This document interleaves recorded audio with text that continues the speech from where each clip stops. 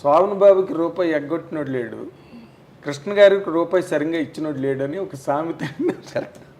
శోభన్ బాబు గారు చాలా నిక్కచ్చిగా ఉండేవారంటండి, డబ్బులు తెచ్చకపోతే షూటింగ్ అంటే ఆయన ఎందుకు అంత గట్టిగా అనాల్సి వచ్చిందంటే ఆయన భూములు కొంటాడని చెప్పాం కదా. అవును, ఈ సినిమా ఉంది, మల్లెపూ సినిమా చేస్తున్నాం, లేకపోతే మానవుడు దానవుడు సినిమా చేస్తున్నాం, ఈ సినిమా ఇంత రెమ్యునరేషన్ ఇస్తారు, ఈ నెల ఇంత వస్తే ఈ నెల ఇంత వస్తే ఈ డబ్బుని ఎక్కడ ఇన్వెస్ట్ చేయాలి అనేది ప్లాన్ దాని మీద గీసేసుకునేవాడు.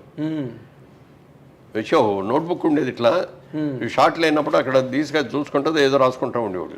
అంతేగాని క్యారెక్టర్ వాటి గురించి కాదు, అట్లా అని కాదు, క్యారెక్టరే అదేలేండి ఇది. అందుకని ఏంటంటే ఆ డబ్బు ఆ టైంకి అతను ఇవ్వకపోతే చాలా ఇబ్బంది అయిపోయేవాడు అనమాట.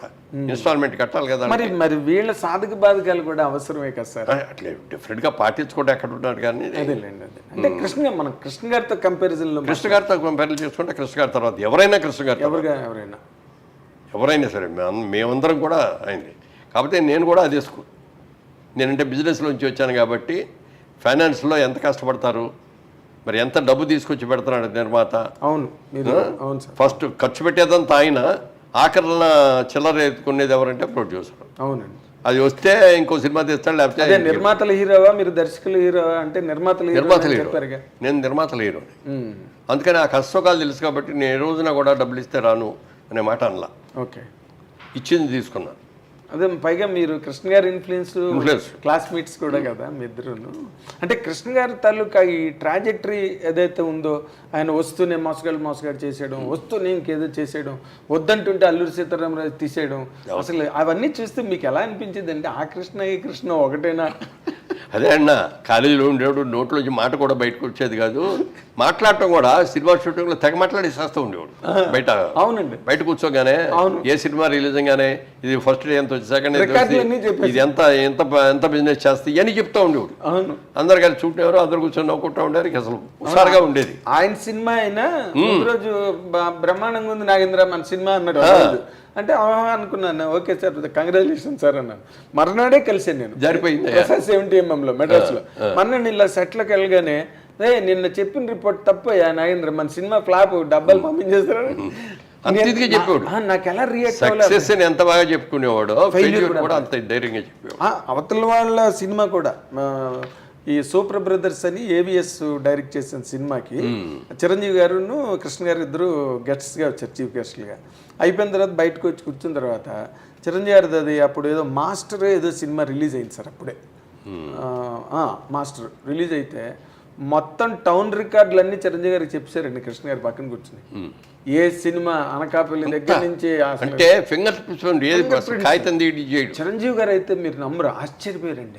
అని ఇటే ఆయన మెమొరీ, అసలు కృష్ణ గారి మెమొరీ అని. సో ఆయన తరతన భేదం లేదండి, ఫెయిల్యూర్ అయినా ఎదుటి వాళ్ళు సక్సెస్ అయినా ఆయన సమానంగా చూడగలిగారు. బట్ మీరు ఒక ఆర్టిస్ట్గా ఒక అల్లూరి సీతారామరాజు లాంటి ఒక క్యారెక్టర్ చేసిన ఏది రామారావు గారే మళ్ళీ కమర్షియల్గా ఇది అవ్వదు అని చెప్పి మానేశారండి. కృష్ణ గారు తీద్దాం, అప్పుడు కృష్ణ గారికి రామారావుకి మంచి ఇది ఉండేది, అండర్స్టాండింగ్. ఈయన సినిమాలు కూడా చేశాడు కదా, దేవుడు చేసిన ఎన్ని చేశాడు కదా. ఈ మొదలు పెట్టినప్పుడు వెళ్ళి అడిగాడు కృష్ణ గారు, ఏమంటే మీరు అల్లూరి సీతారామరాజు గారు తీద్దామని అనుకున్నారు కదా, స్క్రిప్ట్ అవన్నీ కూడా మీరు రెడీ చేశారు, తీస్తున్నారా అని అడిగాడు. అది కమర్షియల్గా వైబుల్ అవుదయ్యా, అందుకని ఆలోచిస్తున్నాను ఏం చేద్దామని అన్నాడు. మీరు కనుక డ్రాప్ చేశాను అనుకునేటైతే నేను తెద్దామని ఉందండి అన్నాడు. కృష్ణ నువ్వు అనవసరంగా చేతులు కాల్చుకుంటావు, వద్దు అని చెప్పాడు ఆయన. డబ్బులు పోతాయి, అది కమర్షియల్గా ఇదయ్యేది కాదు సినిమా. ఏదో అడవుల్లోకి పారిపోతాడు, ఏమవుతాడు ఎంతసేపు ఆ బాణాలు, ఈయన యాక్షన్ సినిమాలో చేసాడు పెద్ద గన్లు మిషన్లు గన్లు ఏముండవు, బాణాలు వేయటమే కదా అన్ని సార్. పెద్ద డ్రెస్సింగ్ లేవు, డ్రీమ్ సాంగ్లు లేవు, ఏం లేవు.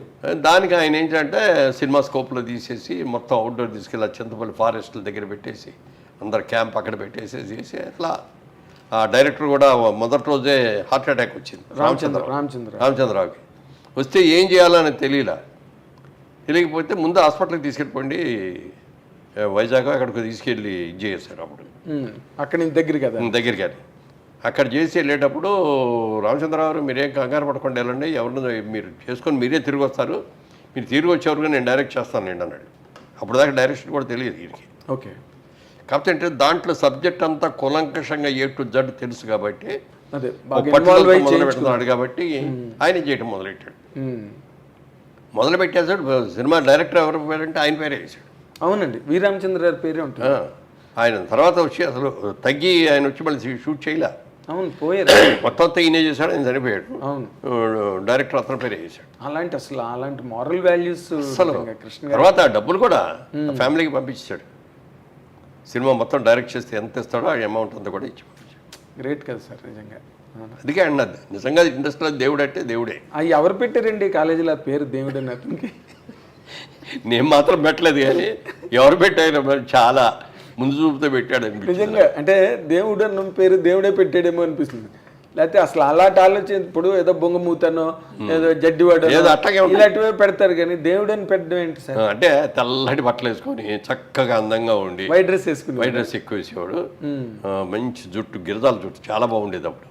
తర్వాత ఊడిపోయింది కానీ. అవును, మీ అందరికీ ఊడిపోయింది. అసలు అక్కడికి వెళ్ళింది రామారావుది ఎంత పెద్ద జుట్టు అండి, ఎందుకు బ్రహ్మాండం. నాగేశ్వరరావుది దొంగరాముడు సినిమాలో మంచి హెయిర్ స్టైల్, సోహన్ బాబు గారిది మీ అందరిది. కానీ బట్ ఆ విగ్గులు పెట్టేసి రిఫ్లెక్టర్స్, ఆ విగ్గులు పెట్టంగానే ఏమవుతుందంటే లోపల చెవట్లు పట్టేస్తాయి. ఆ చెవట్లు పట్టేసి దానికి అట్లాగే ఉండేటప్పుడు కూడిపోతాం. తర్వాత ఇంకోటి, ఇప్పుడు కృష్ణ గారికి రామారావుకి మధ్యలో రిఫ్ట్ రావడం, వాళ్ళిద్దరి మధ్య డిఫరెన్స్ ఎవరికి ఏమి తెలియదు సార్. ఊరికి అవ్వాకులు చెవ్వాకులు పేలుతారు సార్ బయట. ఏమండి అసలు ఏం జరిగింది సార్ వాళ్ళిద్దరి మధ్యన? అంటే యాక్చువల్గా నాకు కూడా దాంట్లో ఇన్వాల్వ్ కాలేదు నేను, ఎందుకంటే బట్ కొంతవరకు జెన్యూన్ ఇన్ఫర్మేషన్ అదే. ఇప్పుడు ఈయన కూడా సినిమా చేద్దామని అనుకున్నాడు. రామారావు గారు ఆయన అప్పుడు ఇంకా మొదలు పెట్టలేదు అనుకుంటా. ఆయన కూడా లేదు, ఆయన స్క్రిప్ట్ వర్క్ ఇదంతా జరుగుతుంది. ఈ టైంలో ఇతను మొదలు పెట్టాడు. మొదలు పెట్టినప్పుడు ఆయనకి పౌరుషం వచ్చింది. ఏంటి పౌరాణిక క్యారెక్టర్ నేను చేయాలి కానీ కృష్ణ చేస్తే ఎవరు చూస్తారు అని చెప్పి ఈయన సైమల్టేనియస్గా మొదలుపెట్టి నెల రోజుల్లో సినిమా తీసేసి రిలీజ్ చేశాడు. పెద్ద హిట్ అయిపోయింది. ఏది? ఎన్టీ రామారావు సినిమా దానవీర్ సూర్కర్. అవునండి, అవును. అందులో 4-5 క్యారెక్టర్లు చేసి ఆయన డైరెక్ట్ చేసి, అది చాలా భయంకరమైన ప్రయోగం సార్ అది దానవీర్ సూర్కర్. ఆయన కాబట్టి ఈయనకి దేవుడు అని పేరు పెట్టారు. ఆయన పూర్తిగా దేవుడు, నిజంగా దేవుడు, దైవాంశ సంభూతుడు. 100% దానిలో డౌట్ లేదు. ఎవడు కృష్ణుడు వేసినా కృష్ణులాగా ఉంటాడు, దుర్యోధనుడు దుర్యోధనులాగానే ఉంటాడు, రావణాసురుడు ఇస్తే రావణాసురుడులాగానే ఉంటాడు. బాబాయ్ మైండ్ బ్లోయింగ్. అంటే నార్మల్ గా ఆయనకి దేవుడు అని పేరు పెట్టారండి మీ కాలేజీలో. బట్ ఎన్టీ రామారావు ప్రత్యక్ష దైవాంశ సంభూతుడు. ఎందుకంటే ఆయన కృష్ణుడు గెటప్ మాయాబజారులో చేసినప్పుడు ఇప్పుడు ఇది వచ్చేది విజయ్ చిత్ర అని ఒక మ్యాగజైన్ గుర్తుంది కదా, కలర్ ప్రింటింగ్. అప్పట్లో కలర్ ప్రింటింగ్ ఉండేది కాదు, అది ఒక్క మ్యాగజైన్ కలర్ లో ఉండేది. అవునండి. దాంట్లో సెంటర్ స్ప్రెడ్ లో రామారావు గారిది ఈ కృష్ణుడు గెటప్ వేశారు. అది చూసి అందరూ థ్రిల్ ఫీల్ అయిపోయి ఎవరికాళ్ళు దాన్ని జాగ్రత్తగా ఓపెన్ చేసి ఫ్రేములు కట్టుకొని ఇళ్లలో తగిలించుకునేవాళ్ళు కొంతమంది, దేవుడి గదిలో పెట్టుకునేవాళ్ళు కొంతమంది. ఇప్పటికే ఉన్నాయి కొన్ని ఇళ్లలో. అవునండి, కృష్ణుడు గెటప్ ఆయన అన్డౌటెడ్గా. మొన్న ఎవరో వాళ్ళు లేనిపోని కాంట్రవర్సీ లేపి ఎన్టీ రామారావు విగ్రహం. ఇప్పుడు చాలా చోట్ల అల్లూరి సీతారామరాజు విగ్రహాలు మీరు గమనించండి కృష్ణ గారి లాగా ఉంటాయి. అదే అంట. ఆడు కూడా మనిషి కదండి, శిల్పి చెక్కేవాడు కదా. ఆడికి ఒక ఆనికి కావాలి కదా, ఎలాగని దాని మీద అసలు మొన్న చాలా తప్పు, దారుణం అండి.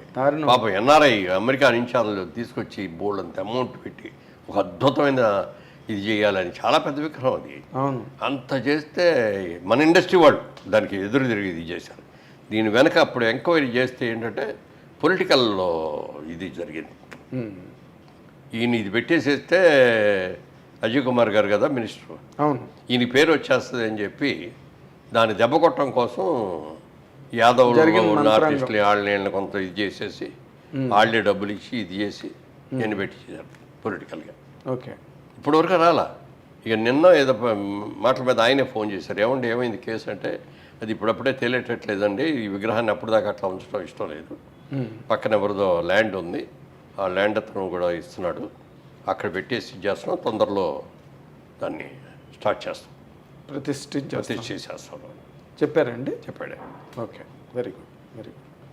అంటే రామారావు గారితో పాటు ప్యారలల్గా నాకు రామనాయుడు గారు ఒకసారి నాతో అన్నారు సార్, ఎన్టీ రామారావు గారి మాస్ పాపులారిటీ, మాస్ బేస్ని అటాక్ చేసిన హీరో ఒకే ఒక హీరో కృష్ణ అని. అంటే అతను కూడా మాస్ హీరో కదా. మాస్ హీరో కృష్ణ గారు కూడా మాస్ హీరో. జేమ్స్ బాండ్ సినిమాలన్నా బాగా వచ్చినాయి, తర్వాత రామారావు ఆయన కలిసి చేసి ఈ బాగా వచ్చినాయి, అవును అన్నీ వచ్చినాయి. అంతే డైరింగ్గా వెళ్ళిపోయాడు. అదే ఆ క్రేజ్ ఎక్కువ వచ్చిందండి ఆయన, డేరింగ్ అండ్ డాషింగ్ అన్న ఒక క్రేజ్. కానీ వాళ్ళిద్దరి మధ్య వచ్చిన రిఫ్ట్ ఎన్నాళ్ళు కంటిన్యూ అయింది? అది పెద్ద ఎక్కువ రోజులు ఇవ్వండి, ఓకే, తొందరగానే. అదే మన అల్లూరి సీతారామరాజు దాన్ని కూడా నాగేశ్వరరావు గారికి అగేనెస్ట్గా కూడా చేశారు దేవదాసు. అవును, అందరం ఇండస్ట్రీలో చాలా మంది అంటున్నాం దేవదాసు ఫెయిల్ అయిపోతాడని. ఆ సినిమా కంటే ముందేమో పాత దేవదాసు రిలీజ్ చేశారు, అది 100 days ఆడేసింది. అది కూడా అంటే ఇప్పుడు మనం మాట్లాడితే ఏదో మన ఇండస్ట్రీలో వ్యవహారాలు కాబట్టి, కానీ అది కూడా ఏదో ఒక పాలిటిక్స్ చేసి దాని ఐశ్వర్య దేవదాస్ రిలీజ్ చేశారు కృష్ణ గారి మీద అని ఒక టాక్ నడిచింది. ఎవరో కొన్ని రైట్స్ తీసుకున్నారు, అది తీసుకొని చేశారు. వాళ్ళు కమర్షియల్గా ఆలోచించింది. అదే దీని కోపం కానీ ఇదే అని కాదు. ఈ గొడవలో అసలు దేవదాస్ అంటే నాగేశ్వరరావు గారే అనే కదా ఇండస్ట్రీలో. 100% అదర్ లాంగ్వేజ్ దిలీప్ కుమార్ చేశారు, తమిళ్లో శివాజీ అందరూ చేశారు, అన్ని ఫెయిల్ చేయాలి. దిలీప్ కుమారే అన్నాడు ఈజ్ బెస్ట్ అని చెప్పి, ఈజ్ ద బెస్ట్ అని చెప్పి చేశాడు. దానికి తోడు ఘంటసాల గారి పాటలు, అజరామరమైన పాటలు, అసలు దాంట్లో సావిత్రి గారు అసలు. సో అవన్నీ ఏంటంటే ఇది రిలీజ్ చేసుకుంటే మరి డబ్బులు వస్తాయి అనుకున్నారు, రిలీజ్ చేశారు, బ్రహ్మాండంగా. కంప్లీట్ కమర్షియల్, అది కమర్షియల్ ఇదే తప్ప ఇందులో కృష్ణ గారి మీద ఇండియాలో కూడా లేరు. అప్పుడు గుండె ఆపరేషన్ కోసం అమెరికాలో ఉన్నారు. ఆయన పర్మిషన్ తీసుకుని రిలీజ్ చేశారంటండి ఆ రోజు, అంటే ఇండస్ట్రీలో మాట్లాడుకునే మాటలు. తర్వాత ఇన్ జనరల్గా సార్ రామారావు, నాగేశ్వరరావు, కృష్ణ గారు ఇదంతా ఇలా జరిగితే మీరు ఒక సక్సెస్ఫుల్ పర్సన్, నటుడుగానా, నిర్మాతగానా, లేకపోతే ఒక రియల్ ఎస్టేట్ రియల్టర్గానా, లేకపోతే రాజకీయాలు కాస్త పక్కన పెడదాం సార్, ఇందులో మీరు you're a very very highly successful person sir. అంటే ఫెయిల్యూర్స్ని దగ్గరికి రానివ్వని ఒక విజయవంతమైన వ్యక్తి మీరు.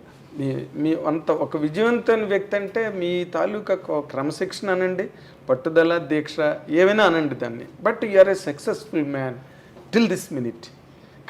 బట్ సినిమా ఇండస్ట్రీలో మీరు వెళ్ళిన తర్వాత ఎంతమందో మీ కళ్ళెదురుగుండా ఫెయిల్ అయిన వాళ్ళు ఉన్నారు సార్. అంటే ఒక హరనాథ్ రాజు గారు కానీ, రాజబాబు కొంత అయ్యి స్వయంకృత అపరాధాలు అంటారే. అంటే నేను ఇండస్ట్రీకి వచ్చినప్పుడు ఎలా ఉండాలనేది కొంతమందిని చూసి నేర్చుకున్నాం, ఎలా ఉండకూడదు అనేది కూడా కొంతమందిని చూసి నేర్చుకున్నాం. అందుకని మీరు చూడండి, వాళ్ళ తర్వాత వచ్చిన హీరోలు ఎప్పుడూ కూడా ఆ ఇదిలో ఎవడో చెట్టకొట్టుకోలే. ఎవడికాడ ఎలా సక్సెస్ఫుల్ అవ్వాలి, ఎలా సక్సెస్ తెచ్చుకోవాలి, ఆ వచ్చిన డబ్బులు ఎక్కడ ఇన్వెస్ట్ చేయాలి, ఏం చేయాలి అనేది అందరూ కూడా ఇప్పుడు ఎవరు పలానా వాడు చేతుల మూలంగా ఇటు బాడీ చేసుకున్నాడు అని ఒక్కడు లేరు, ఎవరు లేడు. హర్నాథ్ గారు, రాజ్బాబు తర్వాత ఇంకెవరు లేరు. వాళ్ళతో మీరు కలిసి ఏమైనా వర్క్ చేశారా సార్? హర్నాథ్ గారితో చేయలేదు, రాజ్బాబుతో చాలా సినిమాలు చేశారు. బట్ రాజ్బాబు కూడా అంత హైలీ సక్సెస్ఫుల్ పర్సన్, కారణం ఏంటి సార్ ఆయన అలాగా? అంటే సొంత సినిమాలు తీయటం మొదలుపెట్టి కానీ సొంత సినిమా అనేటప్పుడు హీరో క్యారెక్టరైజ్ కూడా ఆయన మరి దానికి తగ్గట్టు సినిమాలో కొన్ని సక్సెస్ అయ్యాడు బాగానే. ఎవరికి వారు ఏమన్నా అది బాగా సక్సెస్ అయింది, 100 రోజులు కూడా ఆడింది. అది దాంట్లో కూడా నేను వేసాను. అవును, మీరున్నారు. అదే ఇప్పుడు చలంగారు కూడా కొన్నాళ్ళు సక్సెస్ఫుల్ చేశాడు, ఆయన కూడా హీరోగా. అవునండి, ఆ టైపు పద్మనాభం గారు. అదే అంట ఇప్పుడు ఆ లిమిట్ దాటేసే పెద్ద పెద్ద డైలాగులు రామారావు రాజేశ్వరరావు చెప్తాను నేను అట్లాంటి క్యారెక్టర్ చేస్తారంటే ఎట్లా నప్పదు. వాళ్ళు ఏ క్యారెక్టర్లు చేస్తున్నారో ఆ క్యారెక్టర్. ఇప్పుడు కాంతారావు గారు కూడా ఫర్ దట్ మ్యాటర్ ఆయన కూడా అంతే కదా. కాంతారావు అన్ని సినిమాలు హీరో చేసి కూడా ప్రొడ్యూసర్గా తీసి దెబ్బతినే ఆయన లాస్ట్లో వచ్చినప్పుడు డబ్బులు లేకుండా అయిపోయి. అవును, ఎవరు రజనీకాంత్ డబ్బులు పంపించారు.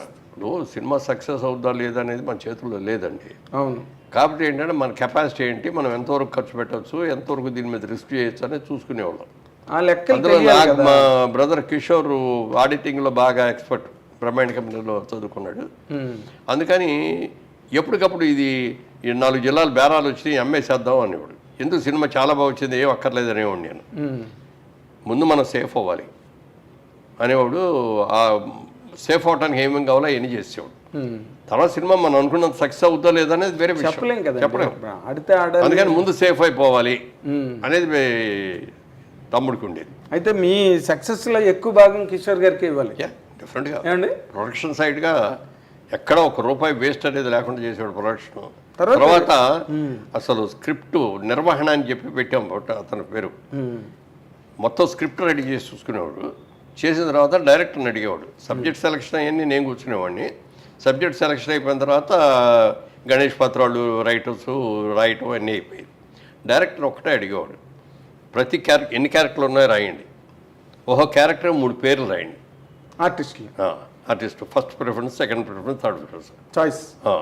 నేను ఫస్ట్ ప్రిఫరెన్సే ట్రై చేస్తాను. ఫస్ట్ కుదరకపోతే సెకండ్ కుదరకపోతే థర్డ్. బట్ మా లెక్క ప్రకారం మేము వెళ్తాం. యాజ్ అ బిజినెస్ మ్యాన్గా కూడా దృష్టిలో పెట్టుకొని ఇంత రెమ్యూనరేషన్ ఈ క్యారెక్టర్కి అనవసరం అని అనుకుంటే వేరే క్యారెక్టర్కి వెళ్ళిపోతాం. అట్లా క్యాల్కులేట్ చేసేసి